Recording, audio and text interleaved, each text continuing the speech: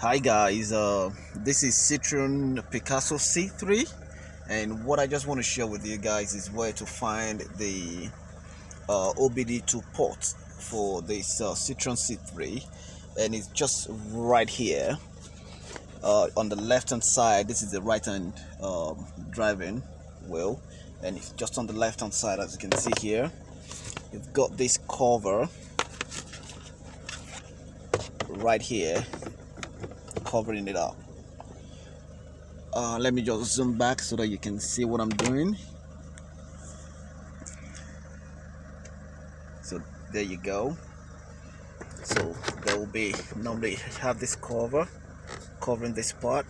All you just need to do is just to pull it out, or you can press it from this side. Once you open it up, you can find it right here. There you go. This is it.